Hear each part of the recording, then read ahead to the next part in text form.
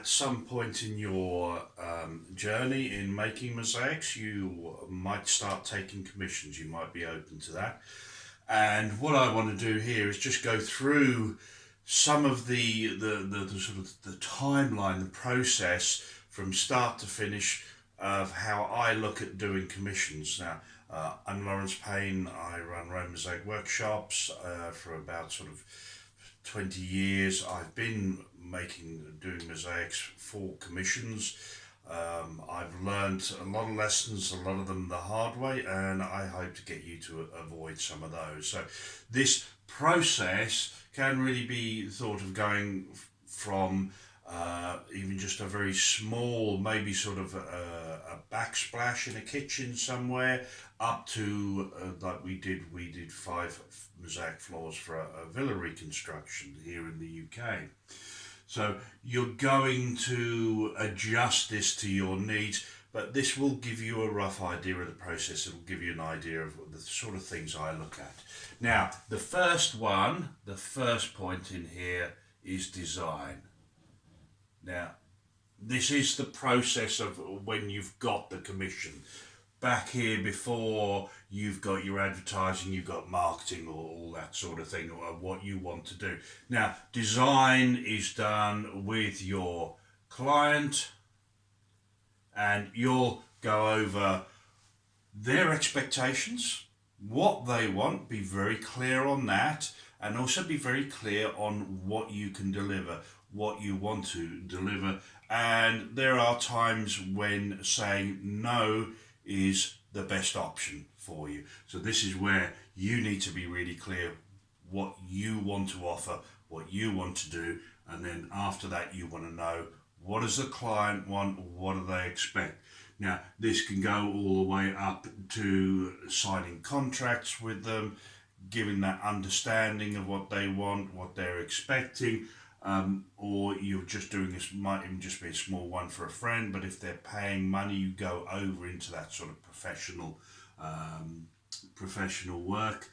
Now, the thing to think about, if you're being asked to design one, that will take time. So you've got to think, you're charging for your time. Maybe when you're starting, you're doing that for a smaller price. You might be doing it for free if it's just a very small one, but don't forget that you're giving over your time. It might be a half day, it could be anything up to 2 weeks. So be ready to charge for your time at the design stage before they've even accepted the quote. So once you know what there is, once you know what they want, then you're gonna look at the next thing is the floor prep, or where it's going to go. So it could be floor or wall prep.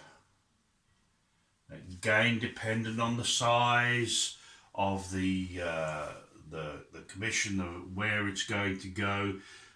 This is something that I don't really get involved in. I will get a professional tiler in, and I will get them to sign off the area that the mosaic is intended to go in, to say it is suitable for it, and talk with them, because they're experts in that. People who do that all the time, who do multiple surfaces, they will know what to look for, they will know the pitfalls. So you need to know where the mosaic is going, is suitable for the mosaic to go onto. If you get that wrong, all your experience, all your artistry, it's out the window. So always be ready to budget to buy in a service like that. Next we have tesserae cutting, which you'll be establishing that in with the client, with the design, what they want to use, what you can get. This is tesserae prep. Generally cutting, if you're just using stuff that you buy in, ready cut, machine cut tesserae, and then you're shaping it on the job as you go, then fine. But if you're having to cut from rods, if you're having to prepare the material, think about what you can do. How much of it do you want prepped before you start? How long will that take you? Do you have a consistent supply? Don't order something from somewhere, get what you think you need, then you go back because you need some more and they don't stock it anymore or something like that. Now, this is it really is just manual labour. Okay, this is not making mosaics. If you have 8 hours in your day and 4 hours prepping, cutting your tesserae, and 4 hours of making the mosaic, you're only doing 4 hours of mosaic work. The rest you're labouring. If you have a team, what about training?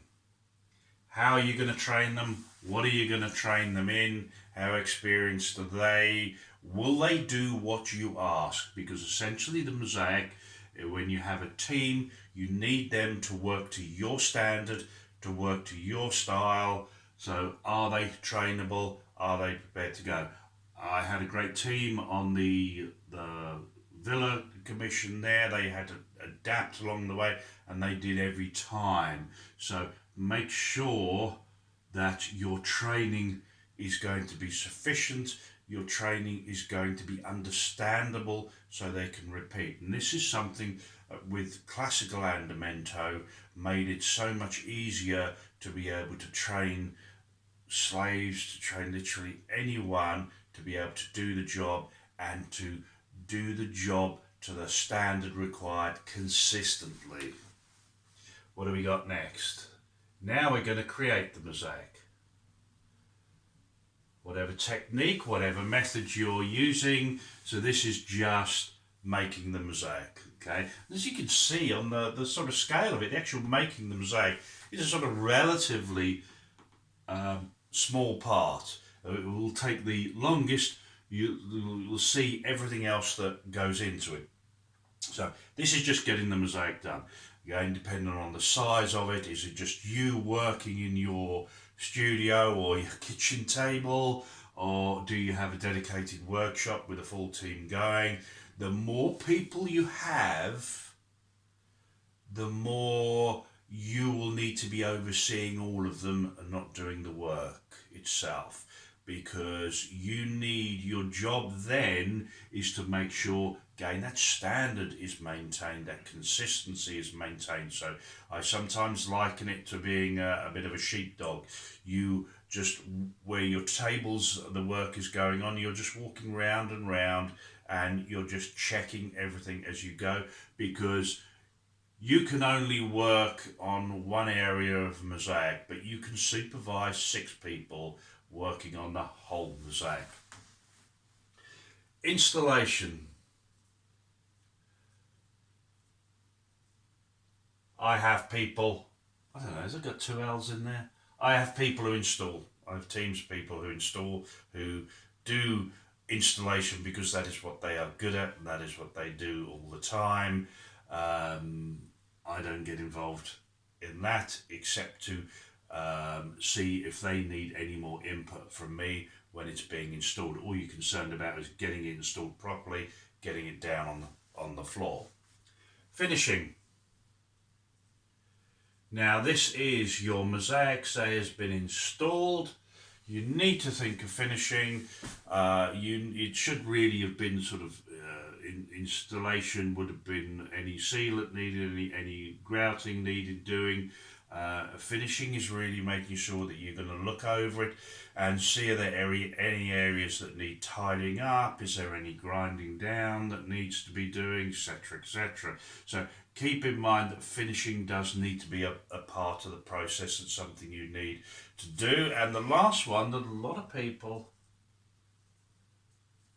miss is maintenance. Does the mosaic need maintenance? Figure that out with the client, right? It's up to them, okay? Are they going to have you back in? Is it a yearly thing? Is it a 6-monthly thing? Might not really be more than that. But do they want to pay for maintenance, or are they just going to take that on themselves? That can be another contract, and that might not be you. That might be Tyler or someone who specialises in that, to go back. Do you have a supply of spare tesserae if they need any? can you access that, or can you ever maintain is doing that? That really can be another separate contract. But there's been some really nice mosaics that have just fallen apart because the people who commissioned it didn't want to pay for maintenance and didn't keep up on it. So if you look at that, you're going to design it with your client. You're going to make sure the the wall and floor prep is done. You're going to get your tesserae ready. You're going to train your team. You're going to make the mosaic. You're going to install it. You're going to finish it. Then query what's happening in the maintenance in the end. Now, if we look at this, let's get another pen. What I do, that, and sort of that. Everything else I see as things that can be done by somebody else. People who are more professional, more experienced in that area. And these are the only things that I really need, because this creation, this is making sure that your team knows what you're creating. This is your specialist area.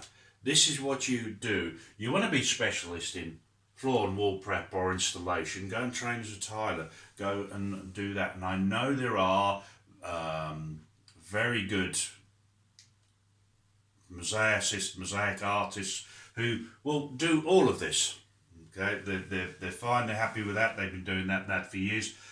I don't. As soon as I can, I look at these jobs and I pass them over, find the people who are specialists of that and hand it over. But it's just these three. Obviously, this is the setup there, this client, the design, training of the team is very important. Creating the mosaic is me supervising the creation of the mosaic. So that's just a brief overview, and I hope it will have helped you in some way.